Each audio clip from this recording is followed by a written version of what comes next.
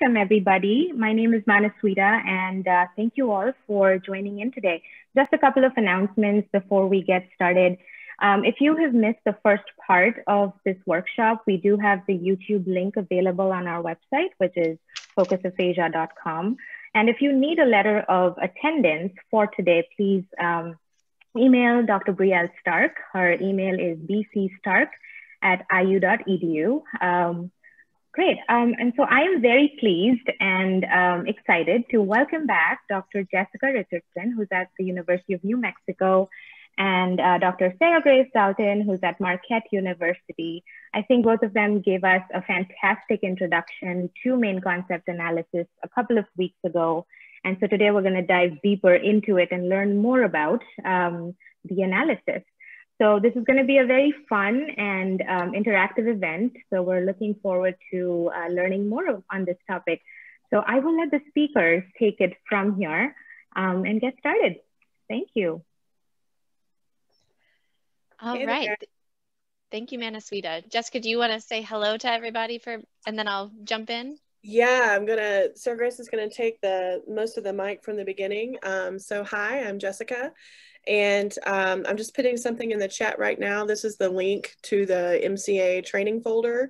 So you will need this for today and forevermore. Make sure that you're online with that throughout. It has the living document that Sarah Grace will be navigating through today, and then important links and documents for other activities for today, but also for your successful MCA life in the future. So handing over to Sarah Grace, and let's jump right in because I know time is going to fly and we're going to run out of time. All right, well, so it's wonderful to have all of you with us today. Let me change my view over so I can see some of y'all's faces. So what we're going to do is walk through this enhanced main concept manual, spending a particular amount of time on the scoring rules that were developed by Nicholas and Brookshire, and also, talking through examples of each of those rules and how they are applied appropriately. So I am going to share my screen here. And we'll get started. All right, can everybody see this okay? All right, I'm seeing some head nods, yes. So I'll start up at the top, just really briefly show you. We have our lovely table of contents. These links are all active, so you can navigate directly to the place that you want to be in the manual. So we just included the broken window picture stimulus. We have the main concept checklist, and then these Nicholas and Brookshire coding rules with our examples that we've built out. So we'll start at the checklist. And here you see this is what was published in our original manuscript on main concepts that we did. And for each of the main concepts, we have kind of a canonical form that was used most frequently.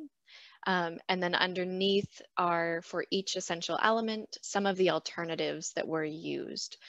So this hopefully will help with scoring, as you're listening to or reading a discourse sample, you can look at these alternatives to assist in scoring.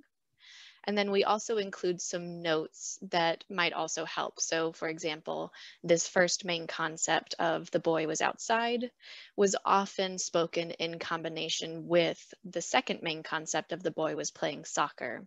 So something like the boy was kicking the ball in the yard, or the boy was playing soccer outside. And so for a statement like this, an individual would receive full credit for both main concept 1 and main concept 2. And then we also provide some notes about things that do not count or wouldn't receive full credit for a main concept. And so I'll just draw your attention here to main concept 2. The main concept is the boy was playing soccer. And utterances such as he has a ball or he has a soccer ball, where it's communicating possession of the ball but not any action with the ball, we would not give full credit for this main concept. Jessica, did you want to jump in there and add anything else? Yeah, and we'll bring this up again when we talk about one of the rules, because as we point out here on the comment, the completeness rule about statements containing some of the essential information. Some of this information may kind of partially apply towards the main concept if, you know, certain concepts haven't been addressed or that word isn't used for another concept. So we'll cover this again in that rule. But I just wanted to highlight it here because, you know, we made a point to point it out in the checklists, but there is an exception to the rule when you look at the Nicholas and Brookshire rules, and we wanted to point it out in both places. So we'll circle around to this again. Okay.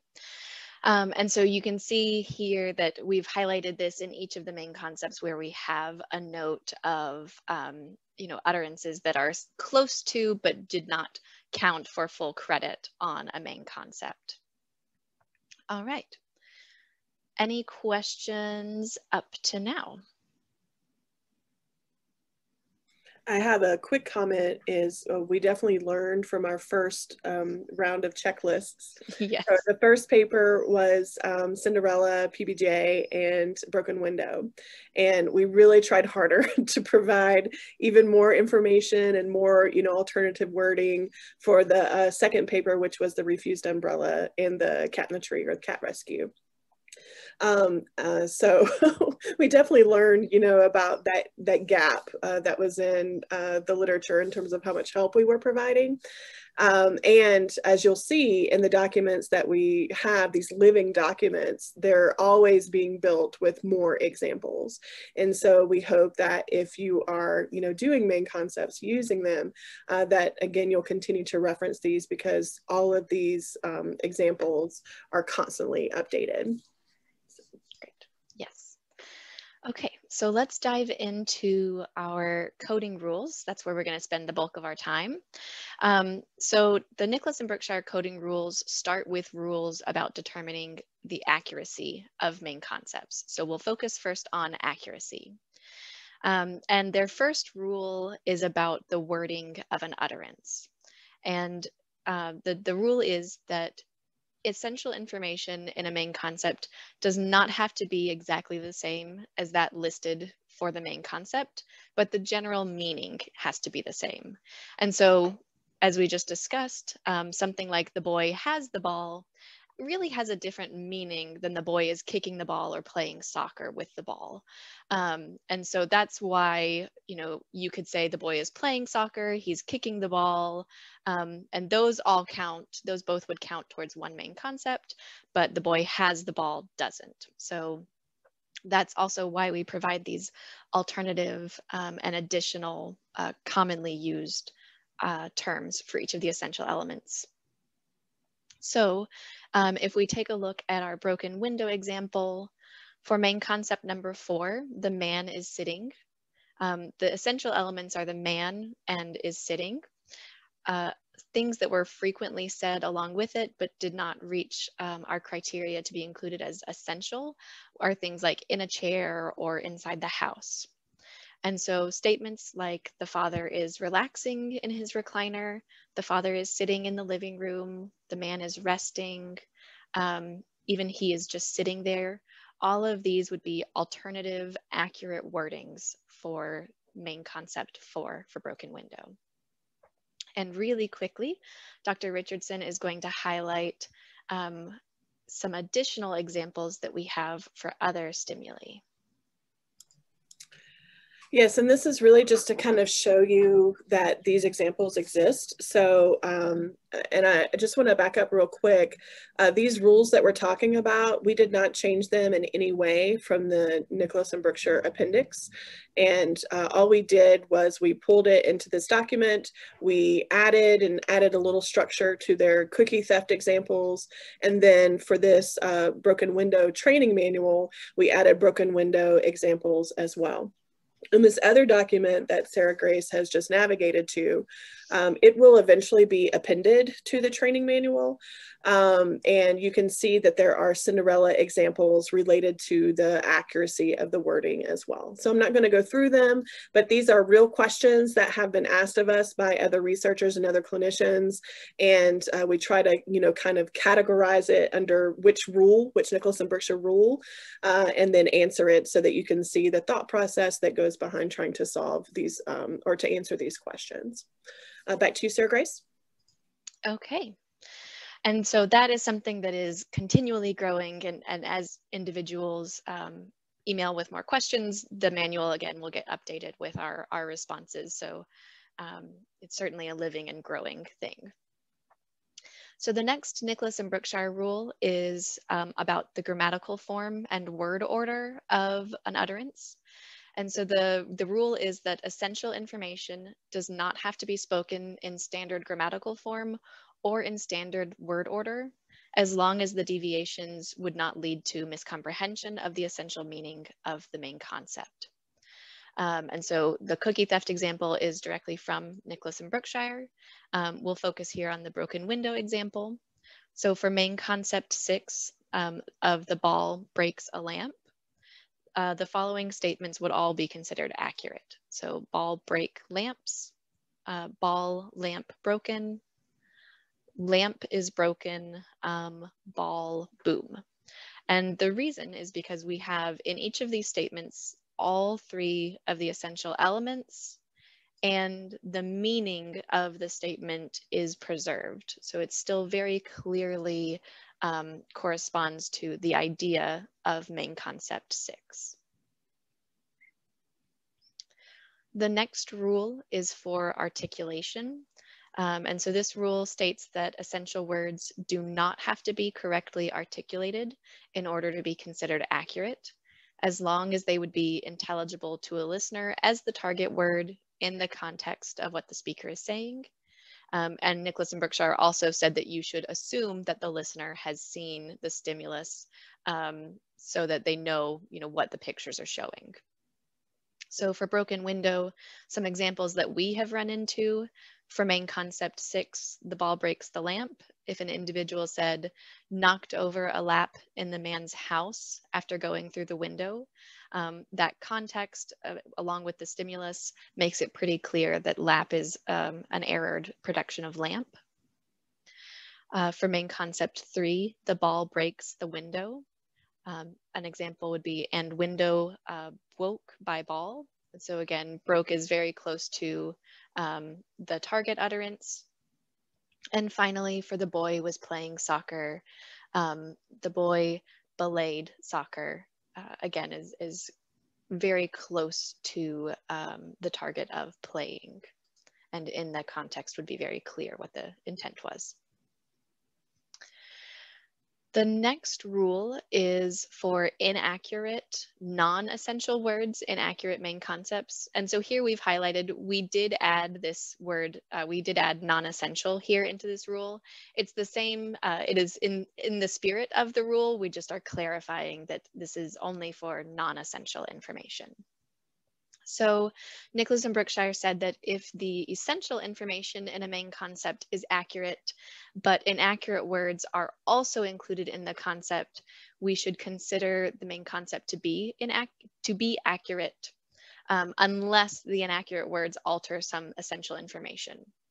And so they provided, again, cookie theft examples, and for broken window, if we look at the main concept, the man is sitting in a chair or the man is sitting in the house.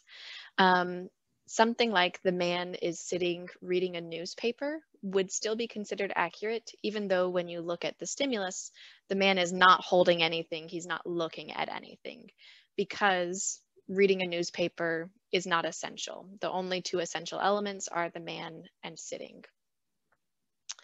And then again, similarly, the man sits sofa would also be considered accurate still, because sofa is not an essential element. Okay. The next rule is effects of statement form on essential information. And this is where the form in which a speaker chooses to state a main concept affects what information is considered essential. This is not something that we've ever actually run into in the broken window story, but we do have an example from another story that we'll highlight here. Yes, and there wasn't even one that was provided for cookie theft, as you can see. The example that they gave was for one of their procedural discourse tasks. So with the refused umbrella, and we actually included this in the refused umbrella checklist, in the original published checklist, but for main concept 2, the mother says you need to take the umbrella. Take this umbrella would be considered accurate because commands in English allow for the subject to be dropped. So that's one of the very few or only examples that we really had of this rule. This is not a rule that we visit very often. Sarah Grace did bring up in one of our discussions, which was, well, maybe we're not using it right. So we looked really hard at, you know, a lot of different examples, and this is just something that doesn't come up as often as the others. Yes, and the example that was provided by Nicholas and Brookshire for this rule was actually a procedure where the number of arguments in the verb changed based on, and so different amounts of information were required based on the verb that was used. But that, yeah, I think it was put versus run, right? Yes. Mm-hmm. Mm-hmm. Okay. So inaccurate pronoun reference, I'm going to review briefly here, but later on when we get into some of the completeness rules, Dr. Richardson is going to dive into a little bit more detail, because pronoun reference we have found to be challenging and are probably one of the places where we find the most disagreements when it comes to scoring. So according to Nicholas and Brookshire, if a referent is inaccurate, but a pronoun that refers to it is accurate, you should consider that statement with the pronoun accurate. Okay, so if the original noun is wrong, but the pronoun use later is correct, then they would still receive credit for being accurate. So for main concept 7 in the broken window, the man picks up the ball. If the following statement was made, that the woman picks up the ball and then he looks out the window, the first statement would be inaccurate because it's not a woman in the picture. But the second statement would be considered accurate because the pronoun he is correctly referring to a male. All right, and then the last of our rules for accuracy is restatement of essential information. And this is also one that can be easily overlooked, but if essential information is stated one way and then is restated either in the same utterance or later in the discourse sample, you should only score the final version that is spoken. And that's even if the later utterance would receive a lower score, unfortunately. So for the broken window example, for main concept 2, the boy was playing soccer. If an individual said, the boy is playing baseball, no soccer, then that statement would be considered accurate because the last piece, the restatement, is accurate. For an example, another example would be the boy was kicking a soccer ball and the ball goes way up high, so the boy was playing baseball. This individual has restated main concept 2 as so the boy was playing baseball, which is not correct. And so this would be scored as inaccurate, even though originally the utterance was correct. And I think Jessica was also going to highlight another example here. Yeah, it's just something that we see with the refused umbrella. So I thought it was worthy of mention here. And again, this is in the other living document that will be appended to the manual. In refused umbrella, we often have people who may have more cognitive involvement. So sometimes this is with my left hemisphere stroke, you know, with aphasia, but sometimes with right hemisphere or with a, you know, COG-COM after TBI. And when they're doing the refused umbrella, they don't always catch that the mother has offered the umbrella and the boy has refused it. But as they go on through the panels, some of them, not all of them, may catch that, and then they want to go back and correct themselves. And so this actually makes us refer to this rule quite a bit, because we do have to accept their revised statements. But I just do have a note that this may mean that their main concepts, you know, looks pretty good because they revised it and they corrected it. But you'll still want to make a notation, you know, clinically, that, you know, something was going on, so that, you know, they did not catch this, and it may warrant further assessment of cognitive abilities or inference abilities. So I just wanted to point that out here for this kind of special case. We see it a lot in the refused umbrella. Okay, thank you. So those were the rules for scoring accuracy that are provided by Nicholas and Brookshire. So now we're going to look over the rules that are used to help us determine completeness of the main concepts. And so the first one is kind of the no-brainer, missing essential information. If only some of the essential information for a main concept is mentioned, then it should be considered incomplete. So for example, for main concept 2, the boy was playing soccer. If an individual said the boy is playing or the boy soccer ball, they would receive credit for accuracy, but not for completeness, because they are missing one of the essential elements in each of those examples. For statements, the next rule is statements containing some of the essential information. And this is what we were referring to when we were at the main concept checklist up above. So if a statement that is not listed as a main concept contains some of the essential information for a main concept, you should give credit for that statement, but consider the main concept incomplete. So typically this is when a new character is being introduced or some essential information is being stated for the first time. So for example, in the broken window, for main concept 4, the man is sitting, the ball hit a man. If a man had not been introduced previously in the story, an utterance like the ball hit a man would be given partial credit for main concept 4. Because it's the first time that they've introduced the character a man. For main concept 2, the boy was playing soccer, something like it is a ball would also get partial credit for main concept 2, as long as a ball had not been produced before.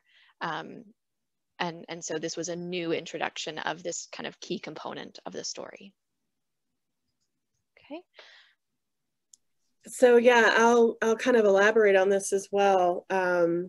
You know, this is probably our least favorite rule, and it is probably the one, especially early on, but still today, that gives us the most trouble in terms of reliability. And, you know, part of this too is, you know, Nicholas and Brookshire are careful to say that it establishes a character and it cannot have been mentioned previously. You know, it doesn't necessarily say, well, what if it's used again? Like if they do talk about the man later, and so it is introduced, you know, then do you give them credit for that first, you know, mention or, you know, establishing of that character? So that's one of the questions that comes up in some of the conversations. You know, the other questions that come up are just, sometimes it's just, it's easy to miss because, you know, this wasn't this concept. And so you just kind of get rid of that utterance from the patient's transcript. You just kind of ignore it. And you have to kind of force yourself to go back and say, okay, well, of these statements that they said, of these utterances, did any of them serve to establish in any way? I don't always love this one either, because I feel like it can potentially inflate their score. So if you have someone who maybe is severely non-fluent and is doing what we often see, which is just kind of naming things, that, they may actually hit on a lot of characters or events and establishing them. And they may hit, on one essential element out of, for example, the 3 that are required for that concept, and they get an accurate incomplete for that, just for, naming something that's in the picture. And so this is definitely the one that, that I have the most difficult time with. The example that I do want to give here, Sarah Grace already gave the ones from Cookie Theft and Broken Window. One of the more common ones that we see is with Cinderella too. And that is when they make some mention of the dad. And, the dad doesn't show up except for, in the very beginning of our main concept checklist. And sometimes they may say that he remarried, but sometimes they say she lost her dad or her dad died.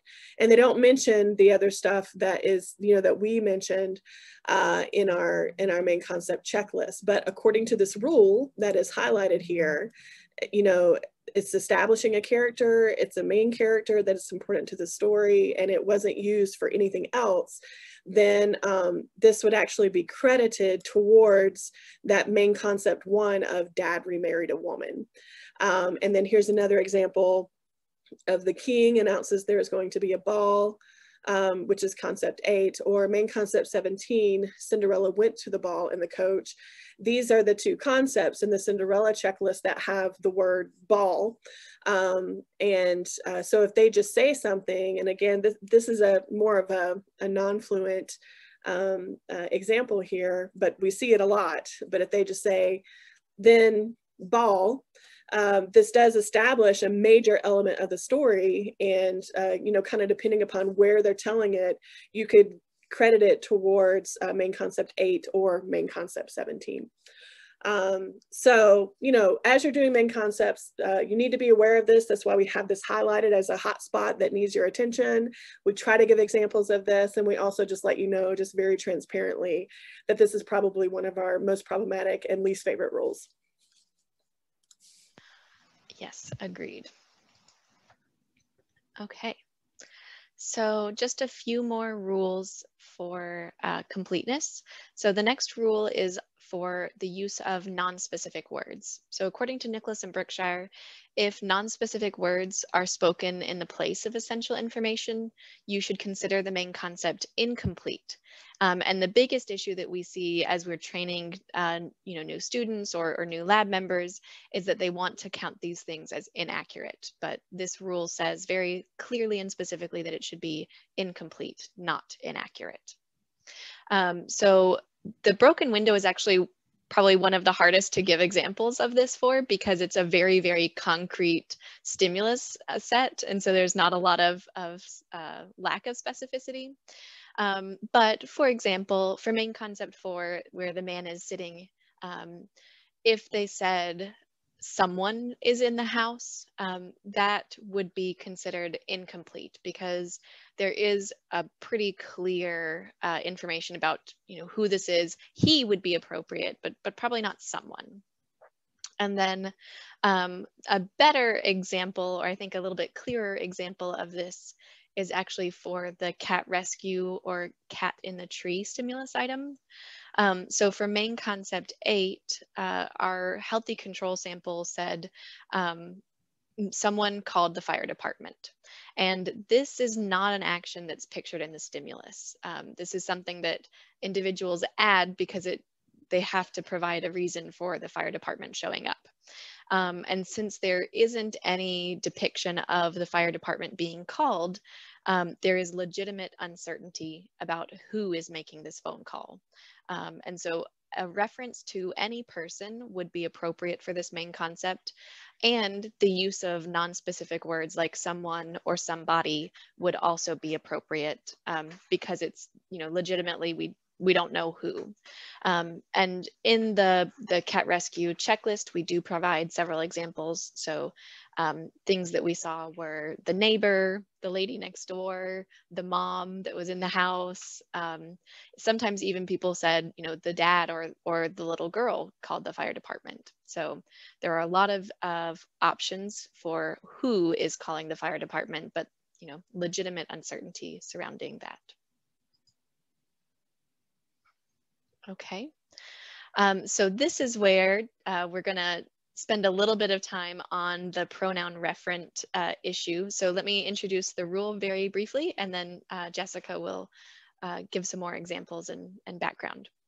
So for pronoun reference, Nicholas and Berkshire have stated that if the referent for a pronoun is ambiguous, we should consider the first main concept that contains that ambiguous pronoun to be incomplete, but then after that, it would be given full credit and would be considered complete. They also say that you should not consider a main concept incomplete if there is a missing referent, but the context is clear or unambiguous. And so for broken window, a statement like he is sitting inside, even if they haven't said the man, there's only one person sitting inside. And so this is a pretty unambiguous and contextually clear statement, just given that picture stimulus. But now I think that we're going to pull up the incorrect pronoun reference and kind of compare them side by side. So let me actually unshare my screen and then I'll reshare. Yeah, so I asked Sarah Grace to pull these up side by side because this is definitely what I do and what she does too when we're actually scoring these things, because we have a lot of questions about pronouns. It's a very frequent area of disagreement. It's definitely something where, you know, when we're doing point by point or utterance by utterance reliability, where somehow, somewhere reference are causing a little problem with reliability. It comes down to, you know, there's a section under the accuracy for pronouns and there's a section under completeness for pronouns. And so when you're making these decisions about the pronouns, you're having to decide, okay, well, is this an accuracy issue or is this a completeness issue? Now, this may not seem like that big of a deal. And, you know, in truth, when we're looking at the Richardson and Dalton scoring, if you're just looking to get a score, a main concept composite score, it doesn't make that much of a difference in terms of the numbers, because an accurate incomplete or an AI is 2 points, and an inaccurate complete or an IC is also 2 points. So in terms of like the number of points that are given to it, it's not that big of a deal for our scoring system. If we're looking at reliability of codes, then it shows up because someone is coding something as an AI and something is coding something as an IC. And then I'll visit again why this might matter when you're looking at norms. For the Kong scoring system, this becomes even more important if you're having this disagreement or if you're not sure how to resolve this, because an AI for the Kong is 2 points. So an AI is accurate, incomplete, whereas an IC, which is an inaccurate, complete, that's 1 point. And so if you're not making this decision correctly about the pronouns, then it can cause a difference in the actual points that are assigned if you're looking at the main concept composite score. So I just wanted to bring that to your attention. As you know, oftentimes when I am making any decision, let me revise that. Every time I am making any decision about pronouns, I just pull these sections up side by side so I can have all the information I need in front of me to make the right decision about whether or not this is an accuracy issue or whether it's a completeness issue. And so I just want to encourage you to do the same. So you can see here, we have the pronoun reference that Sarah Grace is showing on the left, which is more of a completeness issue. And then on the right is an inaccurate or an accuracy issue. And so I encourage you to take this approach. If you can stay, Sarah Grace, Dr. Dalton, in the rules for a moment, because there are some other examples there that I just want to show you again that they exist. And again, this is a living document for the completeness. So yes, thank you so much. Scroll on down. Yeah. So for up a little bit more.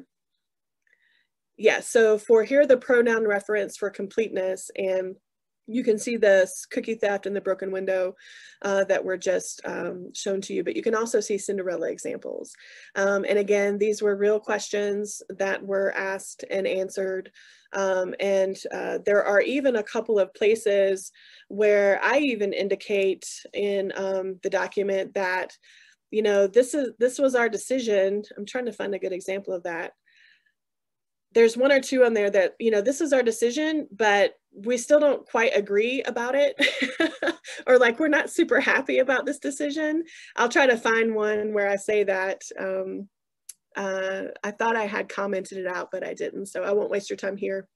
But even if we've had just like a really hard time, we've really struggled to figure out what the answer is for something. We try to say that here too.